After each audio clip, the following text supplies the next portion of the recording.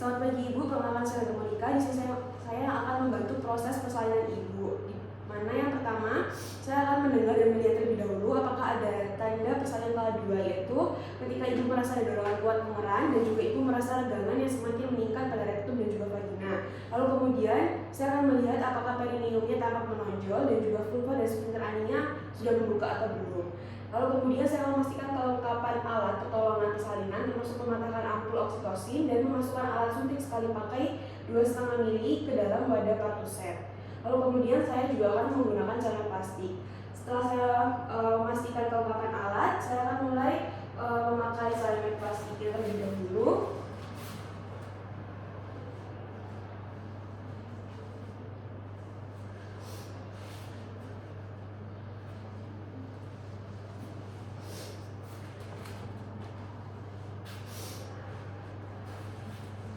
Lalu kemudian saya akan memastikan lengan tidak memakai perhiasan dan mencuci tangan dengan sabun dan air mengalir.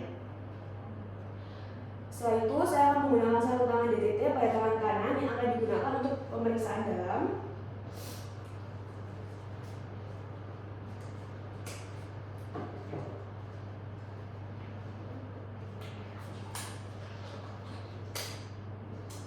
Lalu kemudian saya akan mengambil alat suntik dengan tangan yang bersarung tangan dan mengisinya dengan oksitosin dan meletakkan kembali ke dalam wadah partuset. Di sini saya akan mengambil dan juga kemudian saya akan memasukkan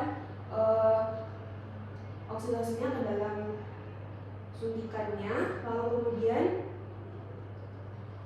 setelah saya mulai memasukkannya, kemudian saya akan membersihkan vulva dan juga perineum dengan kapas basah dengan gerakan vulva ke perineum.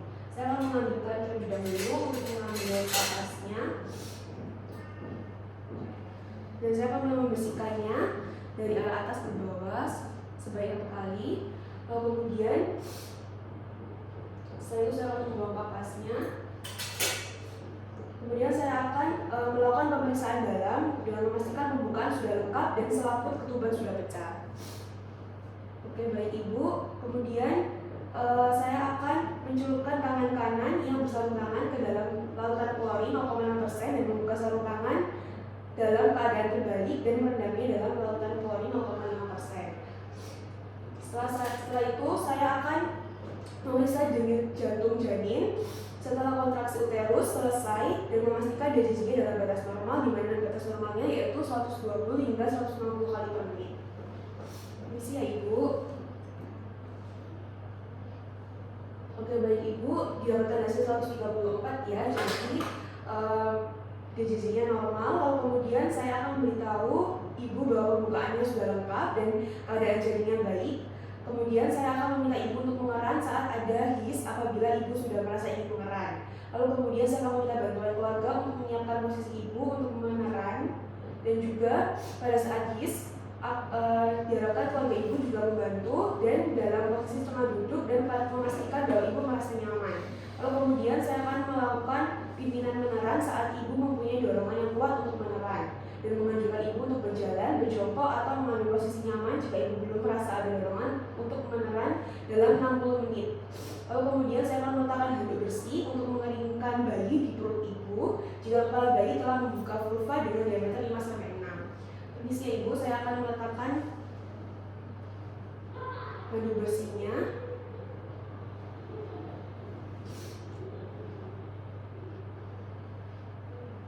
Lalu kemudian saya akan meletakkan kain bersih yang dilipat sepertiga bagian bawah bokong Ibu. Saya akan meletaknya di bagian bawah Ibu ya. Permisi Ibu, silakan di atas sedikit badannya. Oke, baik. Lalu kemudian setelah itu saya akan membuka tutup partuset dan memperhatikan kembali kelengkapan alat dan bahan. Oke, di sini sudah saya pastikan ya bahwa alatnya sudah lengkap. Lalu kemudian saya akan memakai sarung tangan DTT pada kedua tangan. Saya akan menggunakan sarung tangan kedua ya Ibu.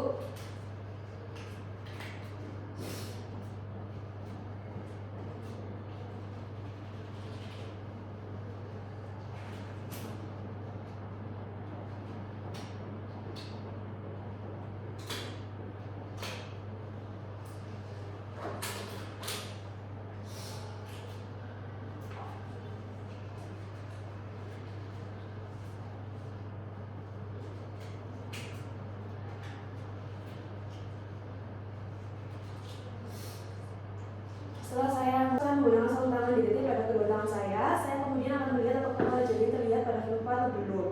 Saat kepala jaring terlihat pada vulva dengan diameter 5-6 cm, maka saya akan memasang handuk bersih untuk mengeringkan jaring pada perut ibu. Sudah saya pasang di ibu, kemudian saya memeriksa dengan lilitan tali pusat pada leher janin atau tidak. Oke, baik, ibu tidak ditemukan lilitan tali pusat pada leher janin. Kemudian saya akan menunggu hingga kepala janinnya selesai melakukan putaran paksi keluar secara spontan. Lalu kemudian saya akan memperhatikannya terlebih dahulu.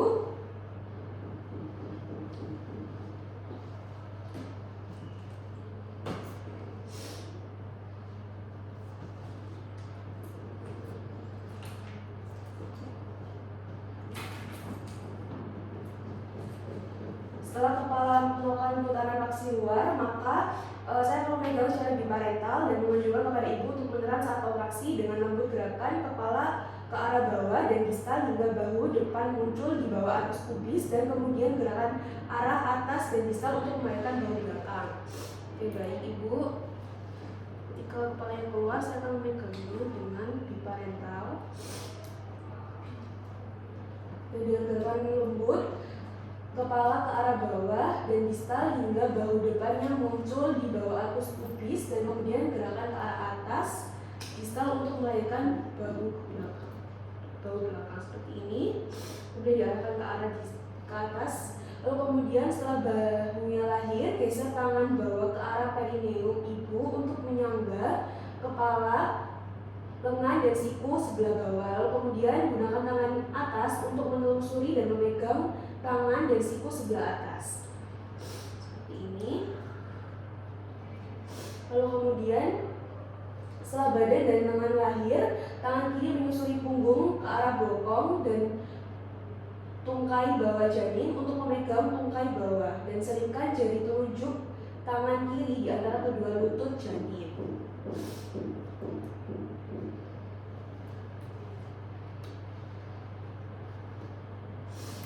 Lalu kemudian, oke, baik ibu, setelah badan dan lengan lahir, tangan kiri menyusuri punggung ke arah bokong dan memegang tungkai bawah. Lalu kemudian selipkan jari telunjuk tangan kiri di antara kedua lutut janin seperti ini ya ibu. Oke, lalu kemudian saya akan melakukan penilaian selintas, yaitu apakah bayinya menangis kuat atau apakah bernafas tanpa kesulitan. Untuk di sini normal di ibu, bayinya menangis dan tidak bernafas tanpa kesulitan. Lalu kemudian bayinya bergerak aktif. Lalu kemudian saya akan mengeringkan tubuh bayi dan mulai dari muka, kepala dan bagian tubuh lainnya kecuali bagian kanan tanpa membersihkan vernix, dan ganti handuk basah dengan handuk kain yang kering dan membiarkan bayinya di atas perut ibu. Ini ya ibu. Oke, saya akan mengganti kain yang sebelumnya.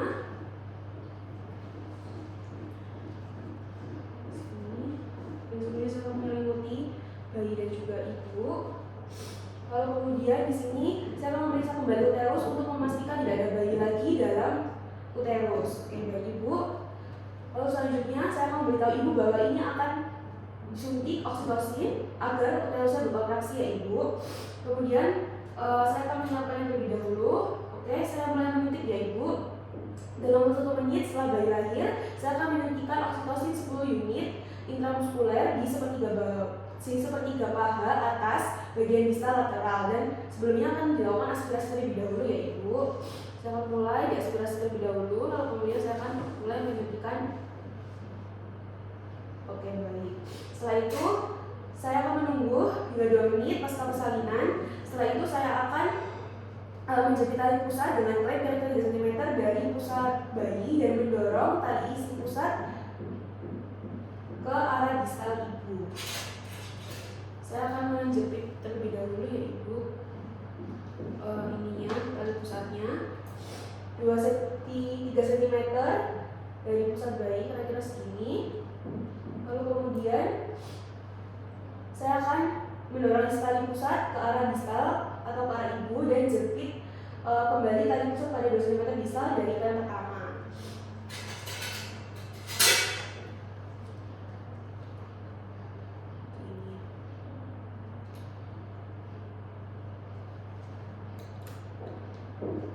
Oke, baik ibu. Lalu kemudian selanjutnya dengan 1 tangan pegang tali pusat yang telah dijepit untuk melindungi perut bayi dan melakukan pengguntingan tali pusat di antara dua organ tersebut. Oke, saya akan mulai mengguntingnya. Oke, baik. Lalu kemudian saya akan menyelimuti ibu dan bayi dengan kain hangat dan memasang topi di kepala bayi.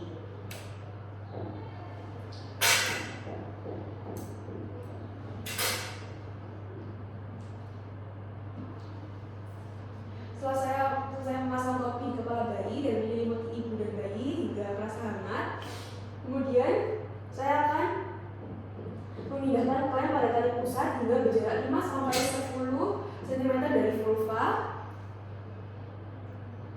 Lalu kemudian saya akan meletakkan tangan di atas kain pada perut ibu di tepi atas simplisis untuk mendeteksi. Tangan lain menegangkan tali pusat. Seperti ini ya ibu. Lalu kemudian setelah uterus berkontraksi dan menegangkan tali pusat dengan tangan kanan, sementara tangan kiri menekan uterus dengan hati-hati ke arah dorsokranial. Jika plasenta tidak lahir setelah 30-40 detik, maka harus dihentikan penegangan tali pusat dan menunggu hingga timbul kontraksi berikutnya dan mengulang prosedur. Kemudian saya akan mulai menegangkan tali pusatnya ibu untuk membantunya keluar. Lalu kemudian saya akan melakukan penegangan dan pendorongan dorsokranial hingga plasentanya terlepas dan meminta ibu menerang sambil penolong menarik tali pusat dengan arah sejajar lantai dan kemudian ke arah atas mengikuti poros jalan lahir dan tetap melakukan tekanan dorsokranial. Ibu silakan mulai memeran ya ibu. Lalu kemudian setelah plasentanya tampak pada vulva dan meneruskan melahirkan plasenta dengan hati-hati, bila perlu terasa ada tekanan, pegang plasenta dengan kedua tangan dan lakukan putaran searah untuk membantu pengeluaran plasenta dan mencegah bagian selaput ketuban. Baik ibu, saya akan mulai menegangkan dan juga membantu dengan menekan daerah dorsokranial ibu. Lalu kemudian segera setelah plasentanya lahir melakukan meses atau pemijatan pada fundus uteri dengan menggosok fundus uteri secara sirkuler menggunakan bagian palmar 4 jari tangan kiri hingga kontraksi uterusnya baik atau fundusnya terasa keras. Kemudian saya akan meletakkan plasentanya pada tempat yang khusus terlebih dahulu ya ibu, dan saya akan melakukan meses. Lalu kemudian setelah saya melakukan masase, saya akan memeriksa bagian maternal dan bagian frektal plasenta dengan tangan kanan untuk memastikan bahwa seluruh kotiledon dan selaput ketuban sudah lahir lengkap dan memasukkan ke dalam kantong plastik yang tersedia. Sebelum saya memasukkan ke dalam tempat khusus, saya akan melihat terlebih dahulu plasentanya ya ibu, apakah terlahir normal atau tidak, atau keluar utuh atau tidak. Untuk plasenta ibu di sini lahirnya utuh ya ibu, jadi kemungkinan kecil untuk tertinggal di dalam uterus. Lalu kemudian saya akan mengevaluasi kemungkinan laserasi pada vagina dan perineum dan melakukan penjahitan bila laserasi menyebabkan pendarahan. Lalu kemudian memastikan uterus berkontraksi dengan baik dan tidak terjadi pendarahan per vagina. Lalu kemudian saya akan membiarkan bayi tetap melakukan kontak kulit ke kulit di dada ibu paling sedikit 1 jam. Di sini ibu sudah dipastikan tidak dapat pendarahan ya ibu. Dan kemudian saya memberi waktu ibu untuk IMD atau inisiasi menyusui dini dengan bayinya selama kurang lebih 1 jam. Lalu kemudian setelah 1 jam saya akan melakukan penimbangan dan juga pengukuran bayi dan memberi tetes mata antibiotik profilaksis dan vitamin K1 sebanyak 1 mg intramuskuler di paha kiri anterolateral. Oke baik ibu, setelah sudah 1 jam kemudian saya akan mulai memberikan tetes mata terlebih dahulu ya kepada bayinya. Akan mulai memberikan profilaksis dan juga imunisasi hepatitis B ya ibu. Saya akan memberikan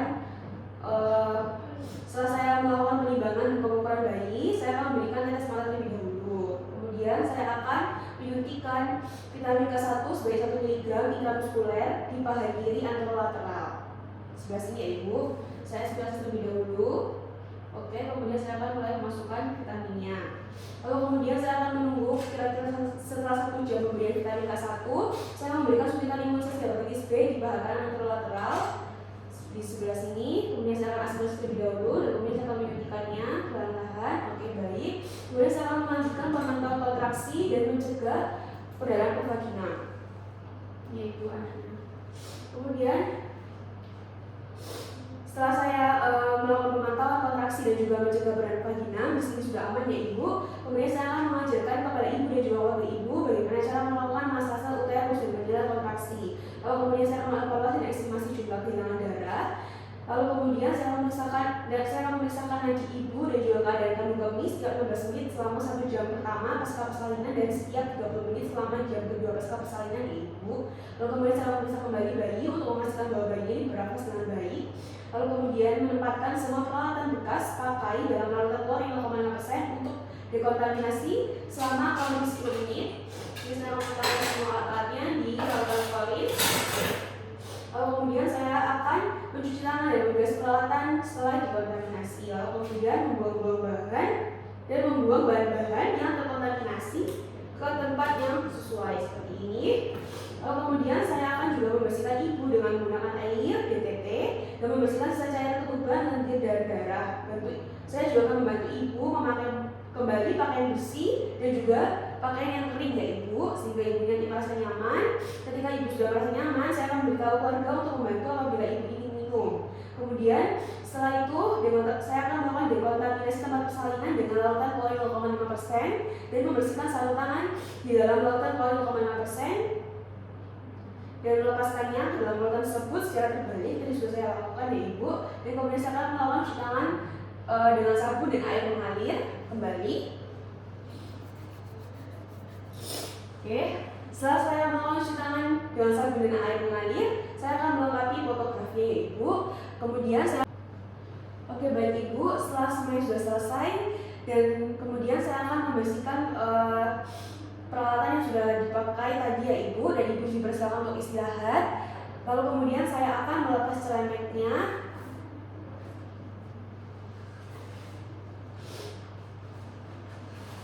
Oke baik ibu, proses persalinannya berjalan dengan lancar. Semoga lekas pulih kembali. Terima kasih.